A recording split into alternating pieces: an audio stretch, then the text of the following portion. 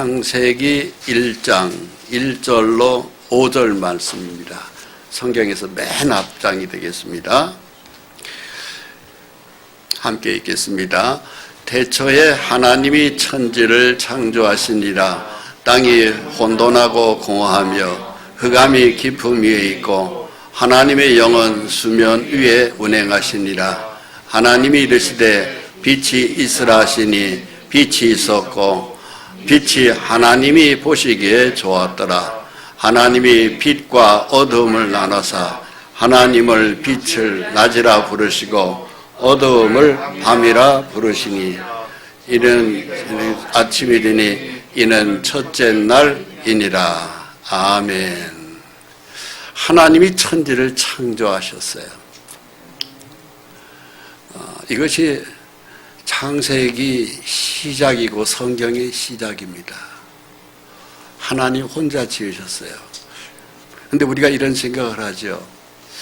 왜 하나님이 지으신 땅이 이렇게 복잡할까? 또 그리고 왜 이렇게 문제가 많을까? 또 나는 기왕이면은 더 부잣집에 태어났으면 좋은데 왜 가난한 집에 태어났을까? 나는 더 예쁘고 잘생긴 아이로 태어났으면 좋은데 왜 나는 이렇게 키도 작고 못생겼을까? 남들은 다 머리 잘해 좋아서 공부 잘하는데 왜 나는 이렇게 머리가 또 나쁠까? 등등의 우리 마음에 들지 않는 것이 이 세상에 한두 가지가 아닙니다. 그런데 하나님이 이 세상을 하나님이 창조했다고 그러는 거예요. 불만이죠. 기왕이면 삼성의 그 거대한 재벌집 아들로 태어났다면 얼마나 좋았을까? 내가 이 고생 안 했을까 아닌가? 등등 이런 것들을 우리는 현재 많은 생각들을 하게 하는 것이 이 세상입니다. 그런데 하나님은 거기에 뜻이 계셔요. 다시 창조하마 말씀하시는 거예요. 다시 만든다. 그러니까 지금 굉장한 지독한 가난한 집에 태어나서도 못생겼어도 하나님은 내가 너를 다시 완전하게 만드는 날이 온다. 지금 이 순간에 내가 필요한 것은 믿음을 가져라 말씀하십니다. 그래서 이 성경 안에서 믿을 수 있는 것이 있는가 하는 것을 봐야 됩니다. 자, 천지를 창조한 기록은 성경밖에 없습니다. 불교 경전에도 창조 기록이 없어요. 사서삼경에 공자님의 말씀에도 창조 기록이 없어요. 성경만이 천지를 창조한 기록이 자세하게 순서대로 정리되어 있는데 우선 이 장면에 우리가 그림을 하나 보시도록 하겠습니다.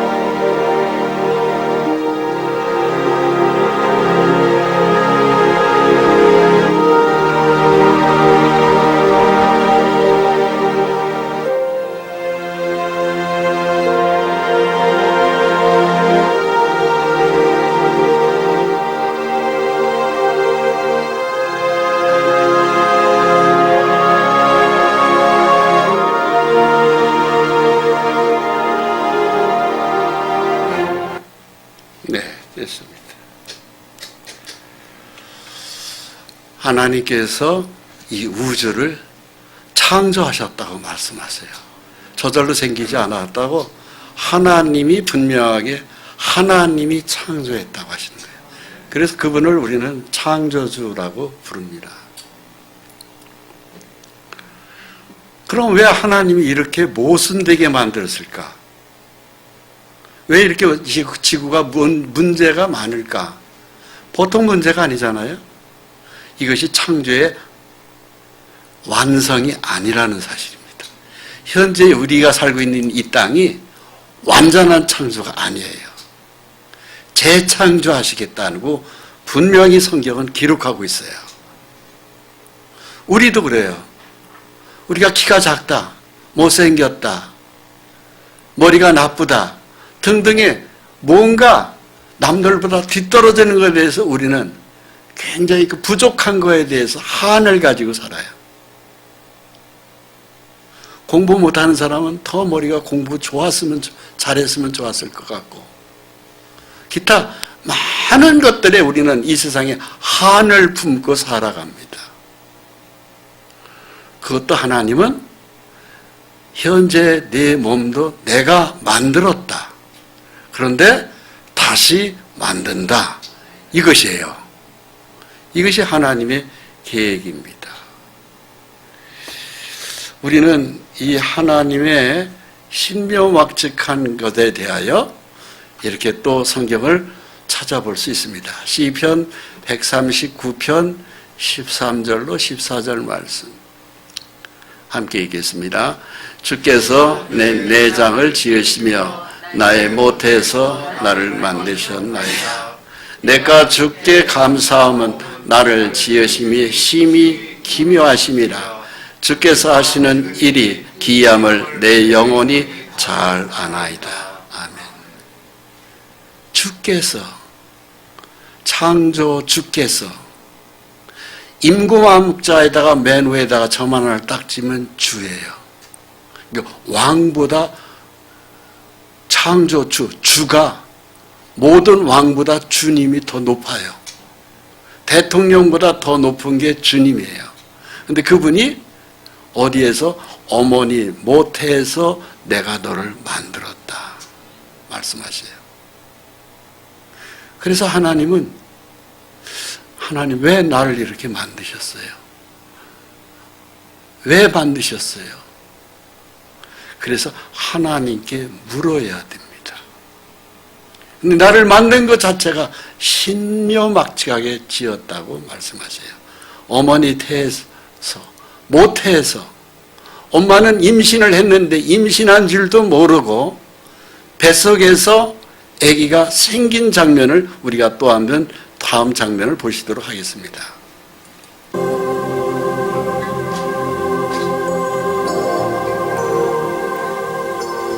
생명의 신비가 조심스럽게 시작되고 있는 이곳은 한 개의 난자입니다. 생명이 잉태되어 있는 이 세포는 임신한 직후 바로 촬영한 것입니다.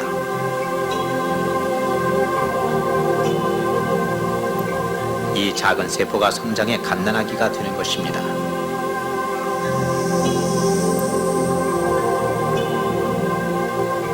약 30시간 후에 이 신비로운 세포는 분열을 시작했습니다. 몇 시간이 지나자 2개의 세포가 4개로 분열됐고 다시 8개가 됐습니다.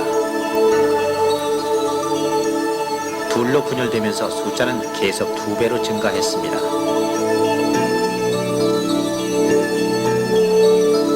이 과정은 계속 빨라졌고 6일째가 되자 급속히 자라난 태아는 엄마의 자궁벽에 자리 잡기 시작했습니다.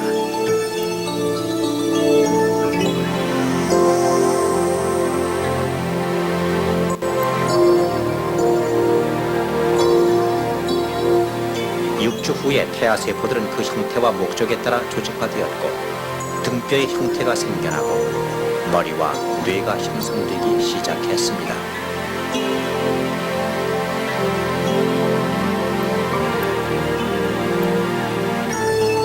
35일째가 되자 물방울보다도 작은 이 예비 생명체의 조그만 심장이 규칙적으로 뛰기 시작했습니다.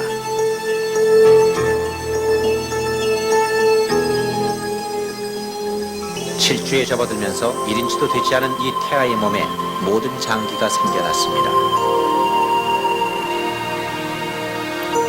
이 아이는 엄마의 뱃속에서 계속해서 성장했고 아름다움과 지혜에 감동한 다윗의 하나님에 대한 찬양이 메아리치기 시작했습니다.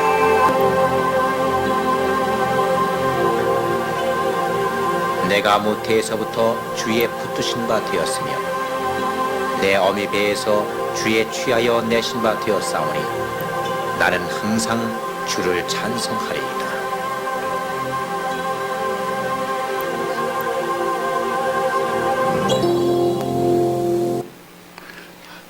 할렐루야. 지금 보신 장면은 엄마 뱃속에서 아기가 한 개의 세포를 시작해가지고 이렇게 막 분열되는 걸 어떻게 촬영을 했는지 하여튼 기가 막히게 촬영을 했어요. 그리고 10달 만에 정확하게 세상이 나옵니다. 그게 바로 우리입니다. 그리고 왜 만드셨어요? 이것을 하나님한테 물어봐야 되는 것이 신앙의 시작입니다. 물어봐야 돼요. 왜 만드셨어요? 그래서 우리는 성경을 봐야 되고 교회를 가서 하나님 말씀을 들어야 합니다. 우주를 만든 과본이 나 외에는 신이 없다고 말씀하십니다. 이사야 45장 5절로 7절 말씀을 같이 읽습니다. 나는 여호와라 나 외에 다른 이가 없나니 나밖에 신이 없느니라.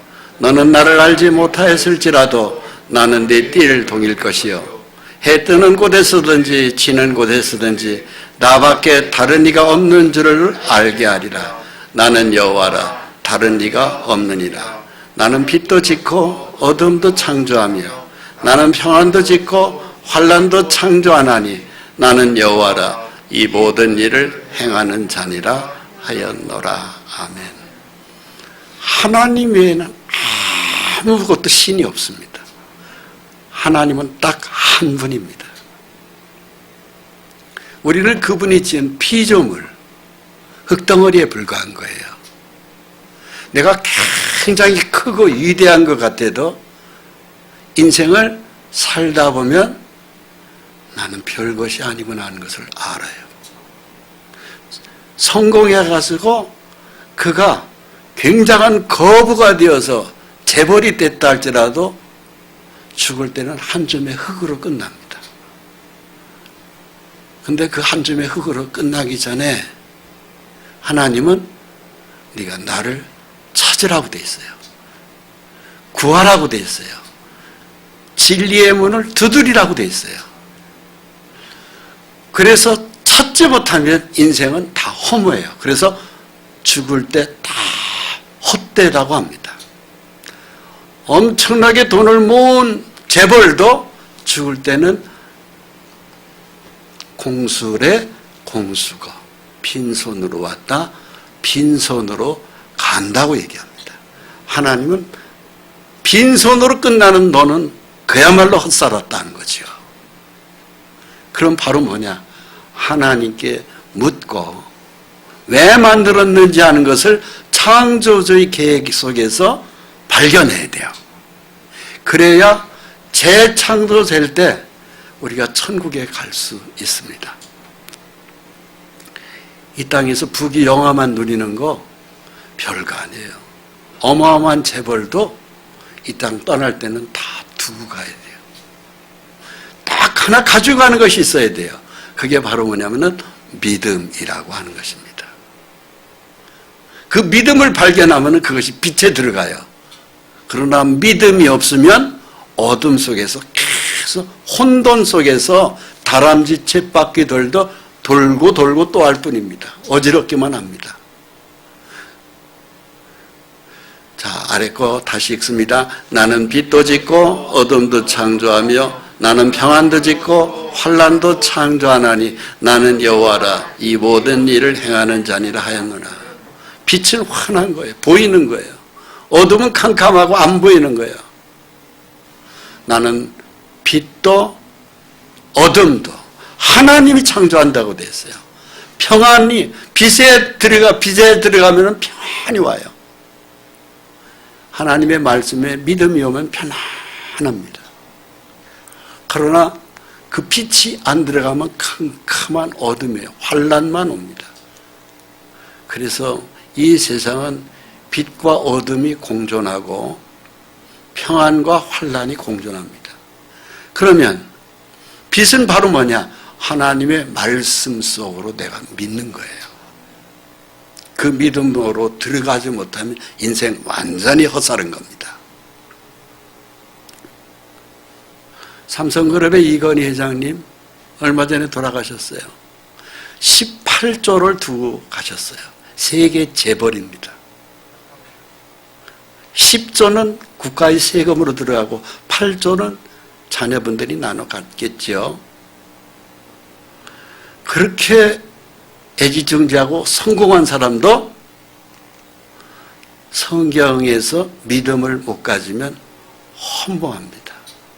그래서 그 부친 이병철 회장님이 공술에 공수거 글자 쓴 것을 자기 사무실에 그냥 그대로 성주 안에 걸어놓고 그 사무실에서 자기가 근무하다 그분도 그 아버지 따라서 가셨어요. 성경은 우리가 죽기 이전에 천국 가는 믿음을 내가 가져야 인생을 성공한 거예요. 요한계시록 21장 함께 읽겠습니다. 또 내가 새 하늘과 새 땅을 보니 처음 하늘과 처음 땅이 없어졌고 바다도 다시 있지 않더라. 지금 현재 처음 하늘과 처음 땅, 현재 우리가 살고 있는 이 우주, 지구, 이것이 없어진다고 돼 있어요. 창조주의 계획 속에는 이걸 없애겠다. 왜? 완전한 창조가 아니기 때문에. 마치 뭐와 같냐면 우리가 사는 아파트도 아파트 당첨이 돼가지고 저도 분당에 42평짜리 한진 아파트를 가지고 있었어요. 야, 그 아파트가 당첨되고 너무너무 기분이 좋았어요.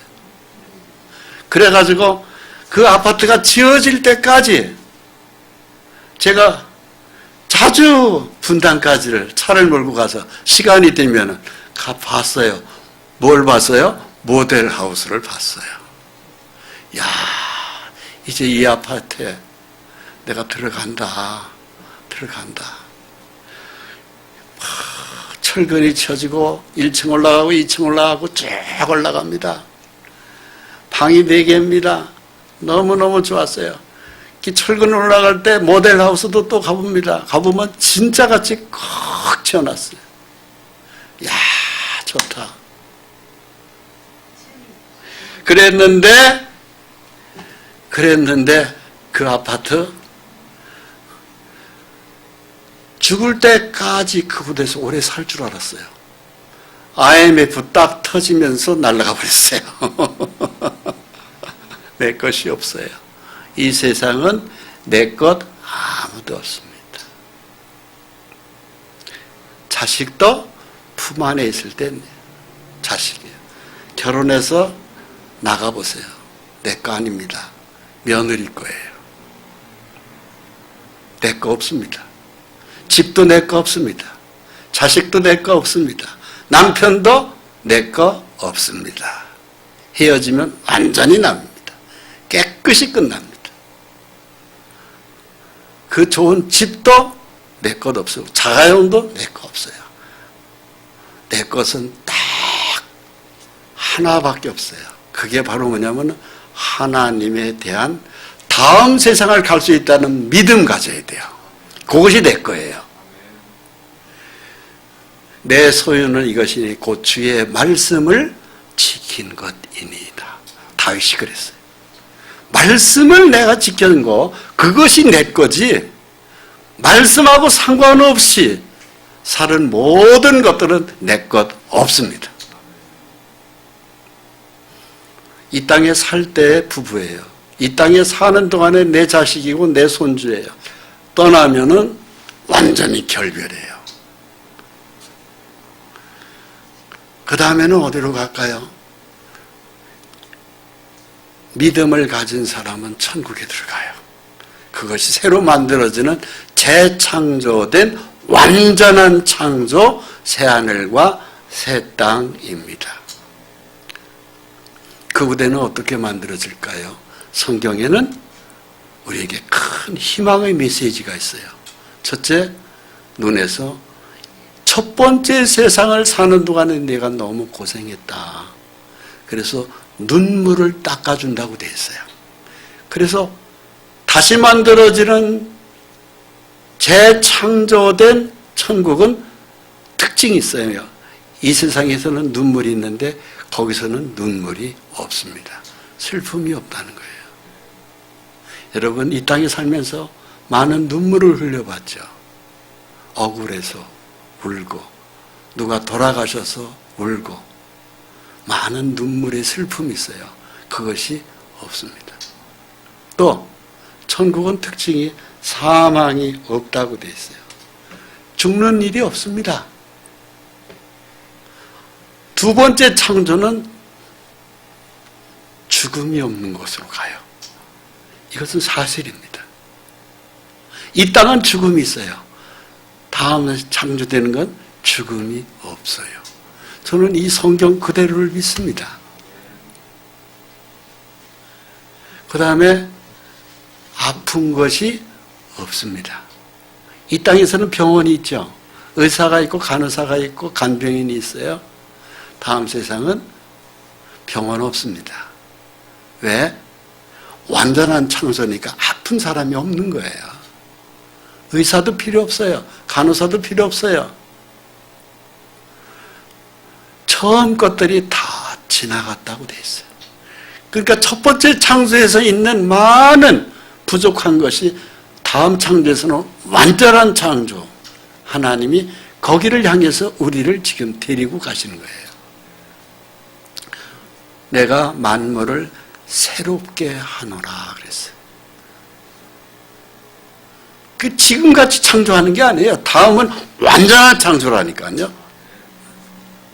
그러면서 알파와 오메가요. 처음과 마지막이다. 하나님은 시작과 끝이 지금 현재 있는 이 땅이 우리가 정은 들었지만 완전한 창조 아니에요. 다음 창조가 진짜 완전한 창조입니다.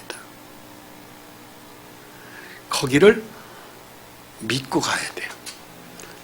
진리의 말씀에서 발견하고 믿어야 됩니다. 믿음이 없으면 거기에 못 들어갑니다. 이기는 자는 이것들을 상속으로 받으리라. 상속자가 돼요. 하나님의 아들이 되어야 상속자지, 아들이 안 된 사람은 상속자가서 빠지는 거예요. 여러분, 하나님의 아들이 확실한가요? 상속자 확실한가요? 그냥 형식적으로 교회 다니는 건 아닌가요, 혹시? 상속자가 분명해야 돼요. 우리가 누가 죽어도 그 부친의 재산이 상속자한테 들어가지 남이 안 내려가잖아요. 그와 같이 하늘나라 재창조되는 천국도 내가 확실하게 하나님의 아들로 내 이름이 딱 등재가 돼야 돼요. 기록이 끝나야 돼요. 지워지지 않는 하늘나라의 생명책에 내 이름이 딱 기록이 끝나야 상속자입니다. 확실히 기록이 끝나 있나요? 죽어봐야 된다고요? 그건 곤란하죠. 믿음이 없다는 증거죠. 그래서 계속해서 믿음이 없는 분들은 이 설교를 계속 들으셔야 돼요. 죽음이라는 것은 사람에게 반드시 한번 옵니다. 옛날 사람들도 2000년 전에 고린도전서 15장 35절에 이렇게 이야기하고 있어요. 같이 읽습니다. 누가 묻기를 죽은 자들이 어떻게 다시 살아며 어떠한 몸으로 오느냐. 2000년 전 초대교회 때 바울이 있을 당시에 그때의 기록입니다. 사람들이 죽었어요. 다시 살아나냐? 오늘 우리도 그렇잖아요. 다시 살아나냐? 죽음은 끝 아니지 않느냐? 다시 살아나냐? 어떤 몸으로 살아나오느냐? 이거 참 궁금한 거예요. 옛날 사람들도 많이 궁금했던 것 같아요. 이거에 대해서 성경은 아주 자세하게 설명을 하고 있어요. 고린도전서 15장 42절로 44절 말씀에 우리 함께 읽습니다. 죽은 자의 부활도 그와 같으니 썩을 것으로 심고 썩지 아니할 것으로 다시 살아나며 욕된 것으로 심고 영광스러운 것으로 다시 살아나며 약한 것으로 심고 강한 것으로 다시 살아나며 육의 몸으로 심고 신령한 몸으로 다시 살아나나니 육의 몸이 있은즉 또 영의 몸도 있느니라. 방금 읽은 말씀에 반복해서 계속 하나님이 우리에게 말씀하시는 메시지가 있어요. 바로 뭐냐? 다시 살아나며 다시 살아나며 다시 살아나며 다시 살아나나니. 네 번이나 연거푸 하나님은 우리에게 다시 살아난다. 나는 너를 다시 살린다. 다시 살린다. 계속 말씀하셔요. 여러분, 우리는 언젠가는 이 세상을 떠나요. 병들어 죽건 늙어 죽든 아니면 코로나 바이러스로 죽든 반드시 죽어요. 그런데 믿음을 가진 사람은 다시 살아나며 이 말씀대로 살아납니다. 썩을 것으로 심고 썩지 아니할 것으로 다시 살아나요. 현재 이 몸은 썩어요. 그러나 썩지 않는 몸으로 다시 살린다는 것이 신의 계획입니다. 썩지 않을 것으로. 그게 바로 새로 만들어지는 재창조된 세상에서는 아무도 죽음이라는 게 없습니다. 여러분, 거기에 같이 가야 돼요. 이 말씀을 대하면서 그냥 소리 들으면 절대 안 됩니다. 여기에 대해서 이 부활에 대하여 예수님이 변화산에서 이스라엘에 가면 변화산이 있어요. 거기는 이제 소위 갈멜산인데 제가 그 언덕을 올라가 봤어요. 상당히 높은 산이에요. 거기에 예수님이 베드로와 야고보, 요한을 데리고 갔어요.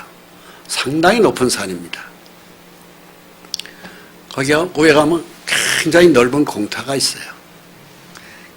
근데 거기서 예수님이 몸이 갑자기 확 변화되는 거예요. 근데 예수님 얼굴이 해같이 막 환하게 막 빛을 뿜어내는 거예요. 옷도 예수님이 입은 옷이 막 하얀 옷으로 바뀌는 거예요.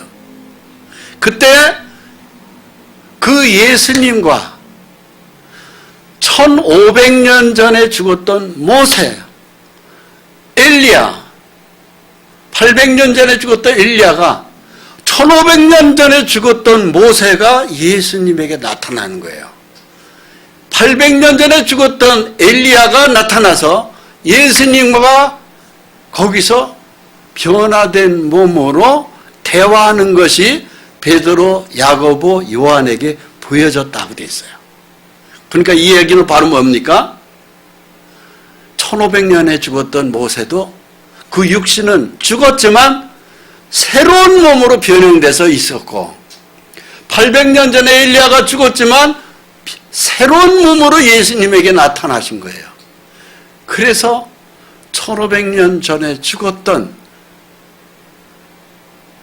우리 인간의 상식으로는 벌써 흙먼지가 돼도 한참 흙먼지가 돼 있을 그 몸이 변형된 새로운 몸으로 살아서 예수님하고 얘기하는 것이 나오는 거예요. 마태복음 17장 1절로 3절을 같이 읽습니다. 엿새 후에 예수께서 베드로와 야고보와 그 형제 요한을 데리시고 따로 높은 산에 올라가셨더니 그들 앞에서 변형되사 그 얼굴이 해같이 빛나며 옷이 빛과 같이 희어졌더라. 그때 모세와 엘리야가 예수와 더불어 말하는 것이 그들에게 보이거늘. 그들에게 보였다고 돼 있어요. 중앙에는 예수님이 계시고 좌우편에는 모세와 엘리야가 있어요. 모세는 1500년 전에 죽었던 인물이고 엘리야는 대략 800년 전에 죽었던 인물입니다. 근데 시간과 공간을 초월해서 예수님 앞에 나온 거예요. 그 예수님은 누구예요? 그분은 하나님이십니다. 예수는 창조주예요. 우주의 중심입니다. 그분 앞에 모세도 나오고 엘리야하고 나오는 거예요. 천상회의를 하는 거예요. 거기서 여러 가지 대화를 나누셨을 것 같아요. 그때 이 광경을 쳐다본 사람이 누구냐면은 바로 베드로, 요한, 야고보였습니다.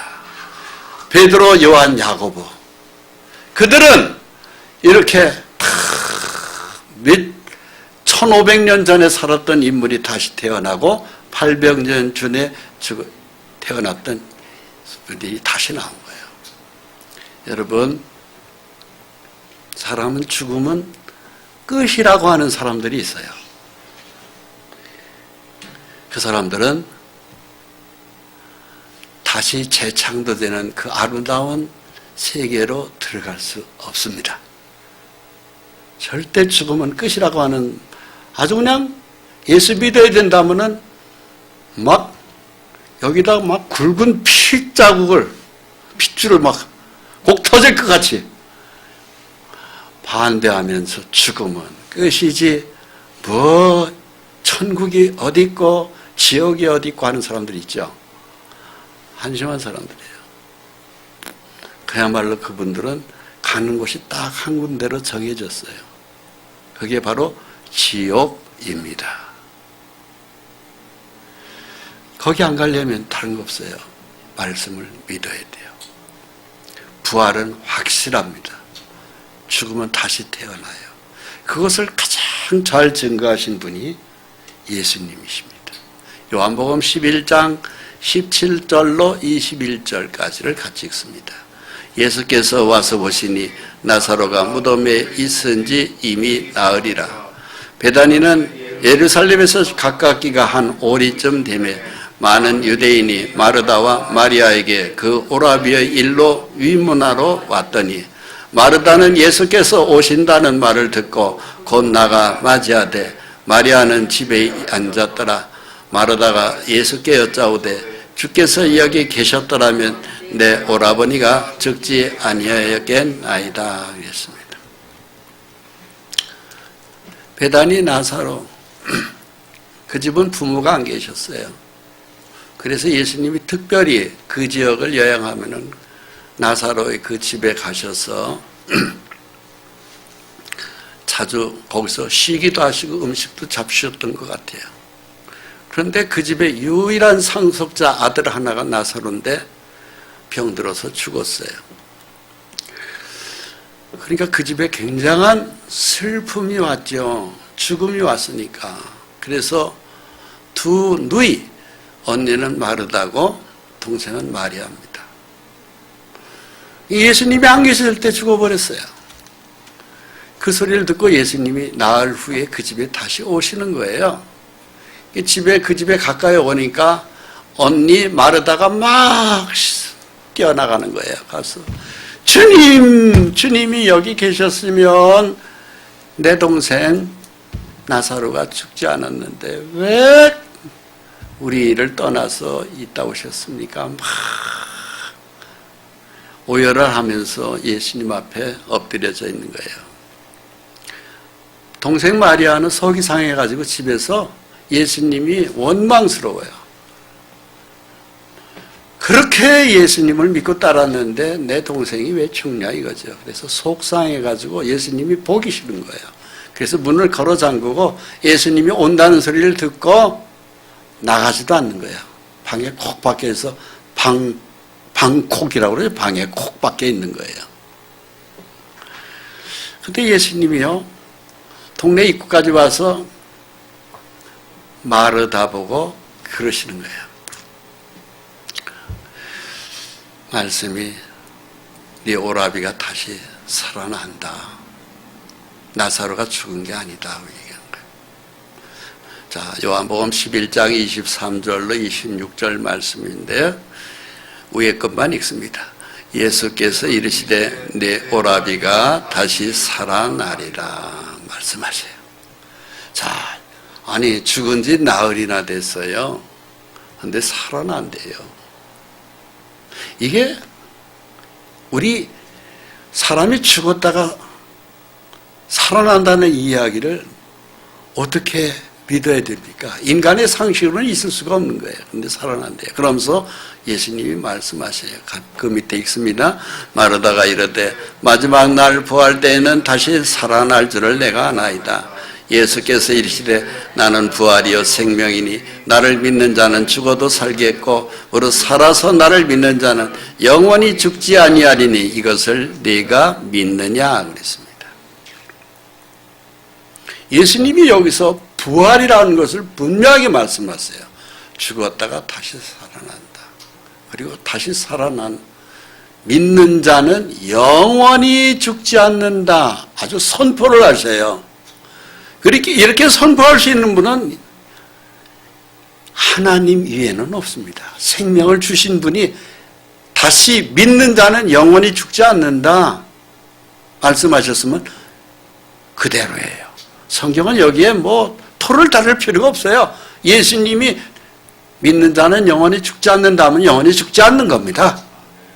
뭐 거기에 뭐 의심할 것도 없어요. 왜냐하면 예수님 자신이 하나님이기 때문에 그래요.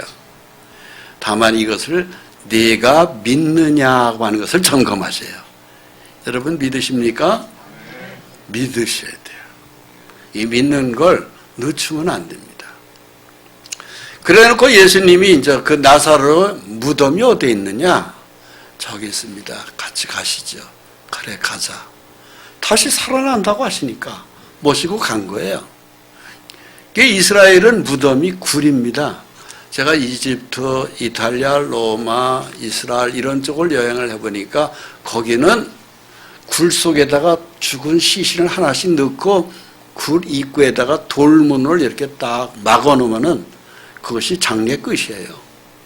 썩는 냄새 때문에 굴 입구를 돌문으로 이렇게 딱 닫으면 끝나는 거예요. 그 예수님이 가셔서 그 입구를 막고 있는 돌을 옮겨 넣으라고 그러세요. 옮기니까 막 썩은 냄새가 확 나잖아요. 그러니까 마르다가 주님 이미 죽은 지가 나흘 됐어요. 썩는 냄새가 너무 납니다. 벌써 동생의 시체가 막 썩는 냄새가 확 나오는 거예요. 냄새 납니다. 벌써 나흘이 지났어요. 소용없는 짓입니다. 그런 거죠. 그런데 예수님이 돌을 옮겨 놓으라고 했지 않느냐. 돌을 옮겼어요. 썩은 냄새가 확 들어오는 겁니다. 같이 읽습니다. 이에 예수께서 다시 속으로 비통히 여기시며 무덤에 가시니 무덤이 굴이라 돌로 막았거늘 예수께서 이르시되 돌을 옮겨 놓으라 하시니 그 죽은 자의 누이 마르다가 이르되 주여 죽은 지가 나흘이 되었으며 벌써 냄새가 나나이다. 나흘 됐어요. 푹푹 썩은 그 시체. 근데 거기서 예수님이 기도를 하시는 거예요. 아버지, 내 말을 들으시는 것을 감사합니다. 항상 내 말 들으시는 걸 내가 압니다. 성부, 성자, 성령이 하나이세요. 성자이신 예수님이 성부 하나님께 기도하는 겁니다. 근데 그 기도가 참 아주 특이하게 봐야 돼요. 예수님의 기도는 항상 들어주신다는 믿음의 확신이 있었어요. 여러분, 우리의 기도가 이렇게 확신이 있어야 돼요. 우리가 입을 열어서 기도하는 건 항상 들어준다. 예수님과 같은 기도의 방법을 우리가 믿음으로 써야 돼요. 항상 내 말을 들으시는 것을 내가 알았나이다. 그러면서 이 말씀을 하시고 큰 소리로 나사로야 나오라 말씀하셨어요. 그랬더니 굴 속에서 시체 하나가 보적 걸어 나오는 거예요. 기가 막히죠. 밑에 걸 읽습니다. 죽은 자가 수족을 배로 동인채로 나오는데 그 얼굴은 수건에 쌓였더라. 예수께서 이르시되 풀어놓아 다니게 하라 하시니라. 아멘. 그래서 실제로 나사로가 살아나오는 거예요. 기적입니다. 어떤 사람도 죽은 지 나흘 된 사람을 그 이름을 불러서 나오라고 했을 때 나온 사람은 없습니다. 예수님 한 분만이 말씀하시니까 그대로 되는 거예요. 그래서 이와 같이 나사로가 살아나왔습니다. 씩 웃는 일로 다시 살려주셨네요. 감사합니다. 그리고 이 나사로는 예수님 곁에 늘 붙어 다녔습니다. 여러분, 이 말씀을 믿으셔야 됩니다. 하나님의 말씀은 씨라고 되어 있어요. 어디에 떨어지느냐? 우리 마음판에 떨어져요. 우리 마음판에, 이게 우리 몸이 흙이거든요. 흙.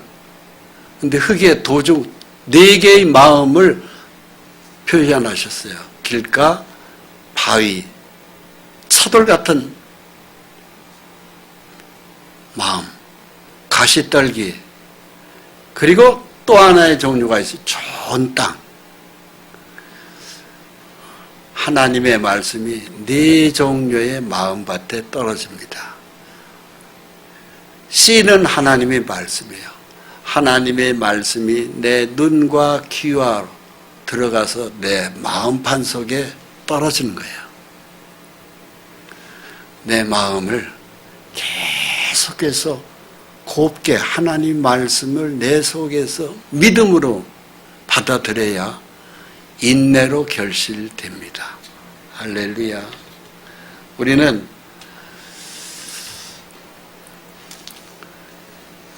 인내로서 결실된다. 야, 그동안에는 내가 교회 좀 다녔었는데 잘 모르겠더라.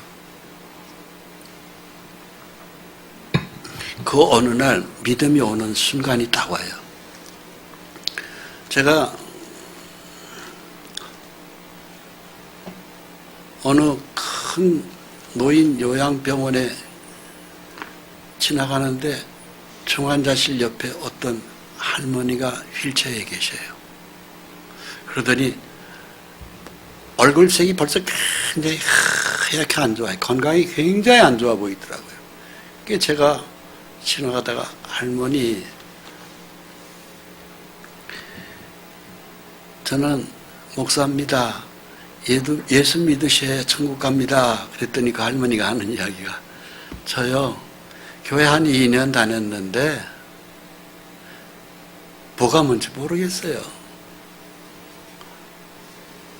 천국이 있는 건지 없는 건지 지옥이 있는지 잘 모르겠어요. 하나님이 있는지 없는지 잘 모르겠어요.